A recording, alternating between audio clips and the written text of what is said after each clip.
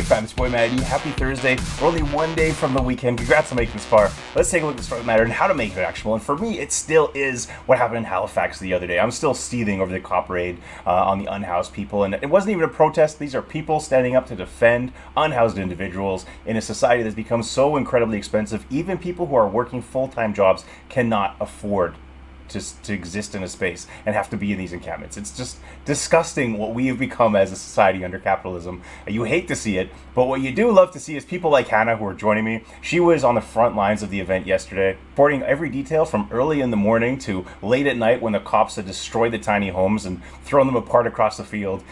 She has done such a good job of supporting those in Halifax, of keeping the rest of us aware and engaged with what is going on. And I think she does a really good job of articulating why this matters, how we can get involved, and what we can do as a society to improve from this situation. So without any further ado, let's get to Hannah. I'm very excited to be welcoming Hannah here today. Hannah's absolutely a hero in my eyes. When we saw the story that was coming out of Halifax and all the stuff that was going on down there with the cops and the encampment, she was out there on the front line supporting unhoused people, supporting people for their basic right to have a place to live, and was reporting on a lot of the drama that was going on there. So Hannah, thank you so much for making the time today. How are you doing? Thanks, Matt. I'm good. I'm doing okay. All things considered, got a roof Yeah. over my head, so Yeah. got to be thankful for that. Exactly. Yeah. It's insane how low that bar is becoming under capitalism. Jesus Yeah. Christ. And one thing I want to say too is I really appreciate how you just kind of been so transparent to this too, because I saw your tweets and I reached out and like you've been very clear from the beginning. Like you are a member of the Communist Party, and that's kind of my reference to you. We said this is Halifax Mutual Aid doing this stuff. You aren't, as some people like to paint the communists as evil, trying to take credit for everything. But from the beginning, you said this is Halifax Mutual Aid. They do such incredible work. Let's highlight them. And also, we can talk about the Communist Party, but don't forget Halifax Mutual Aid and all this. So thank you for that humility and boosting the good guys. Yeah, no worries. Yeah, definitely big kudos to HMA. They've been at it pretty hard. I mean, like the shelters launched in January, and they were kind of, I'm pretty like working on stuff behind the scenes for a little bit before then.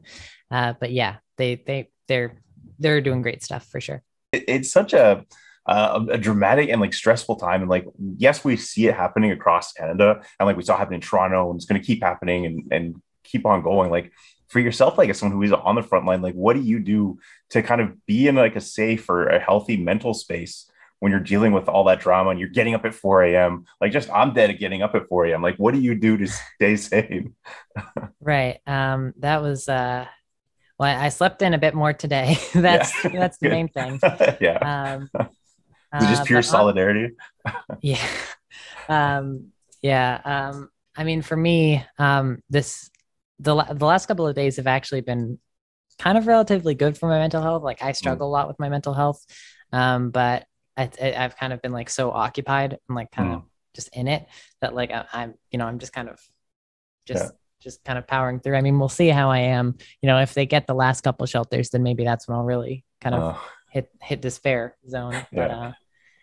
but yeah, Yeah. that's for me. I mean, and I'm not even like, I'm flattered in the way that you're referring to me, but like there are other people who are like, even more like frontline, like truly in it than I am, for sure. Yeah.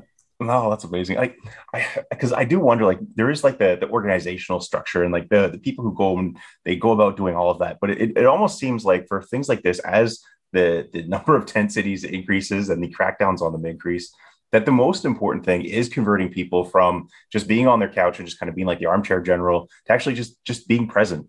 And you don't even have to do a lot of stuff a lot of time. Like maybe you're just helping bringing milk or you're doing something really simple. Like, is there something that you feel would help get more people involved, even in like a simple supportive capacity that you? That's a good question. Because I mean, definitely like the vast majority of people like on the side of HMA and stuff, like at the old library were like non-HMA members. Like it's a pretty small membership Mm, to that group specifically.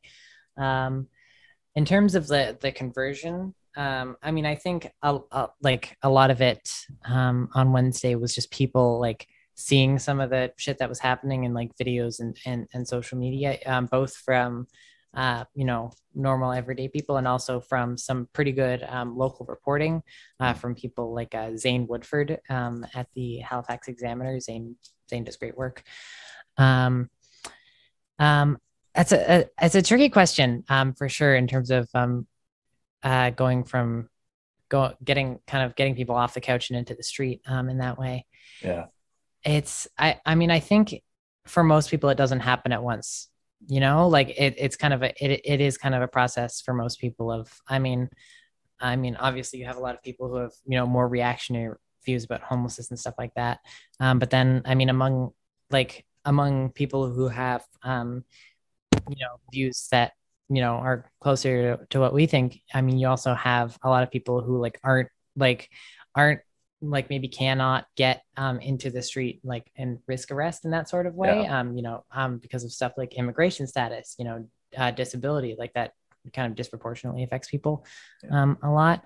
Um, It's like sorry, we still I'm are not under off. COVID. Like that's Yeah, the thing too. that's another thing. Yeah. Is like it's it's a tricky question, for sure. I think honestly, honestly, I think a more just a bigger central, like kind of organized base, like even going from like 50 to 100, like just as a random example, like going from 50 to 100 like core like organized like members.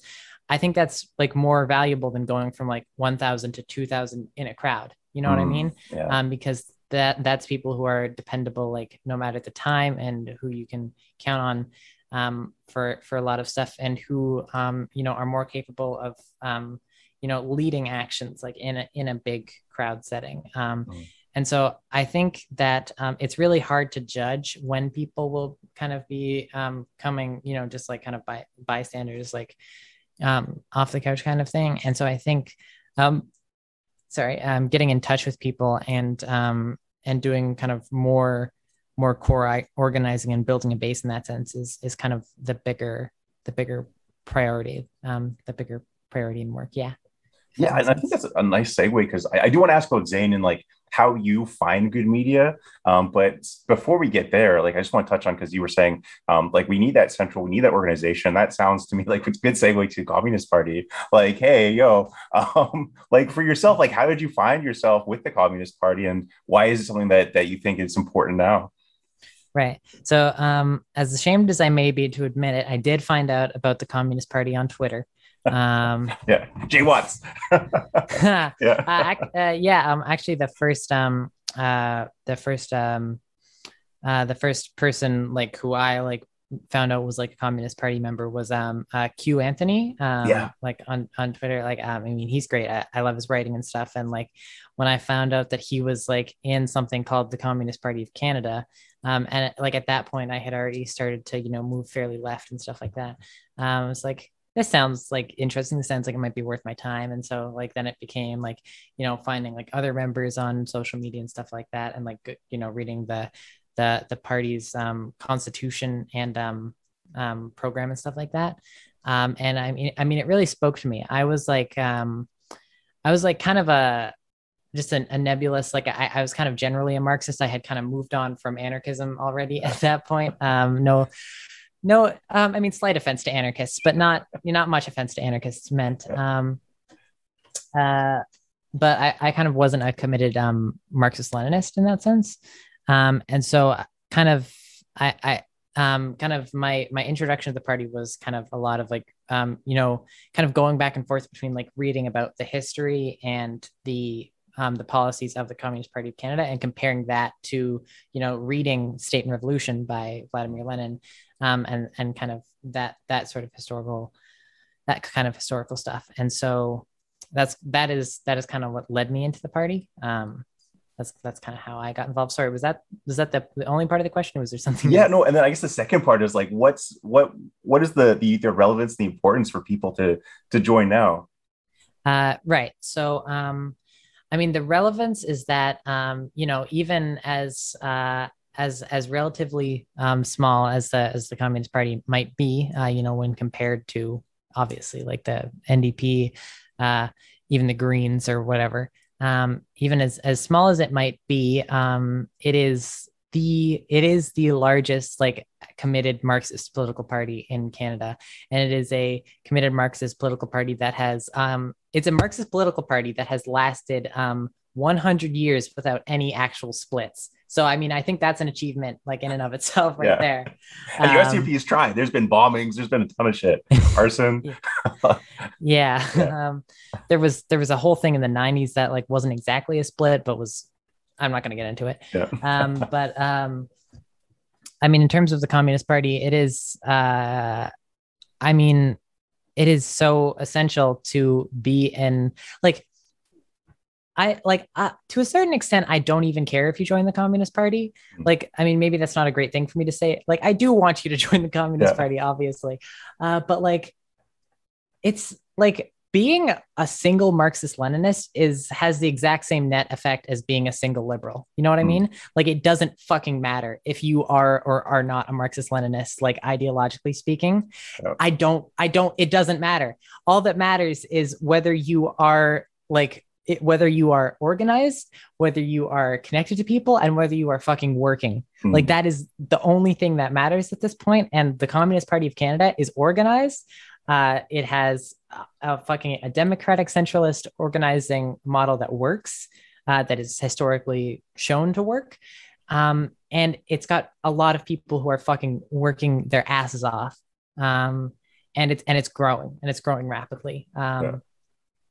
That's the pitch. That's beautiful. I love that. Like myself, like I'm AdCom, and I like when I'm looking, like we were talking about Zane before, when I'm looking for media sources, I've found myself being like, okay, we're the communists. Because when a story breaks, like you are the guys that are on the front lines. And it's like, okay, so they demonstrate time and time again that they're committed to supporting people on the ground. Like, why the fuck aren't we listening to them more often? And I think I'm slowly starting to come. Like, I've got some ML friends who are pushing me in that direction. So I'm slowly moving towards, and I have applied. I don't know if I'm going to be allowed in because I'm still struggling with some anarchist leanings. I still have some affection for Bookchin and whatnot. But I totally love that statement of you need to organize. And that is the Communist Party does such a good job of doing that. And I think when we look at the ramifications of capitalism and how little time we have left to take any sort of action, we need to kind of pool our resources and we need to act in a more structured way if we want to be principled in our opposition to capitalism. And I think that calls for communism. So I'm coming that way. That's the main thing that pulled me away from anarchism was the realization, like, how the fuck are we going to fight fossil fuel companies without a state? Like, how the fuck is that supposed to work? Yeah, exactly. They're just going to take over other states and keep attacking us. Like, that, and my general kind of in investigating history and stuff. Like, not that, I mean, I'm not gonna get into the whole like history of anarchism and stuff like that, because that's a whole other can of worms. But no, and I really appreciate your time. I don't want to like take too much more of it, but like from your perspective, is there anything that you wish people were doing more of to make a better society? So we talked about organizing, we talked about not being alone, like working with others. I think you've laid out a pretty good vision, but is there anything else that you'd like to touch on or anything your heart's saying in the moment? I'd say just to kind of wrap back around to, you know, like the main issue at hand, like housing and houselessness. I would say, I mean, speak to your homeless neighbors, like talk to them, like meet them where they are. Like, I mean, help if you can. Like I would assume that, you know, people who are watching this are probably better than this, but you know, there's so many people who, you know, won't give money to homeless people because they're like, oh, they'll spend it on drugs or like this and that. Like, it's not, I don't give a shit. Like, it's they're in a hard spot. Like, they could use some money, like help out. Like, I at the risk of sounding like a little bit like communism is when no iPhone, like you do need to model the political systems that you want to see in the world a little bit in your own life. Like, help when you can, like just be there. Like, I don't know. I'm not like, even beyond organizing, just be there for people, talk to people in your community and give what you can, like give what you can, work as hard as you can, help out when you can. That's it, really. I love that. And that's such an important message. I love Mexi says something similar. She's a YouTuber, and I think she's actually anarchist, so I apologize, but she says a lot of this stuff about living the revolution and how if we want to see that future come to pass, we need to start on a daily basis reflecting those values. And to me, that's so inspiring to hear that message again, that just be that society that you want to see now. talk to those on the street. Like, is there, from your perspective, like as somebody who's been on the front lines, is there something that you think somebody could do today as an easy access point? Like, should they reach out to a local mutual aid or housing group or communist party? Like, what's the best way to start that journey as somebody who's kind of curious but not comfortable to start on their own just yet? Is it Sure. searching it on Google or Twitter? Right. I would say working. I'd say if someone was in a situation like that, I would say working with a group like Halifax Mutual Aid would probably be a better first step. Because I mean, like the Communist Party, although like, you know, people are like welcome to, you know, learn as they go and stuff like that. Like, I mean, I'm still learning a lot.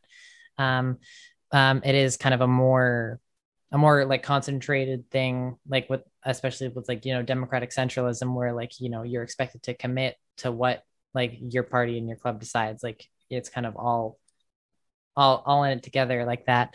Whereas a group, a lot of community groups like Halifax Mutual Aid are a little bit more free flowing in that sense. And I think the dedication to kind of one topic in particular helps a lot of people kind of get focused, like starting out in terms of organizing and stuff. And so, yeah, again, at the risk, I don't want to tell people not to join the Communist Party. Communist Party is great. You should join the Communist Party. But don't, you know, definitely don't neglect community groups that are working directly on struggles in your community. Amazing.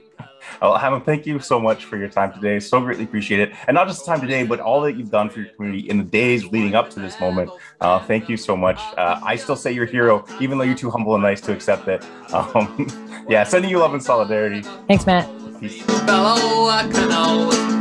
bullied and oppressed us, but still our union grows. And we're going to find a way, boys, for shorter hours and better pay, boys. Yes, we're going to win the day, boys. Where the Fraser River flows.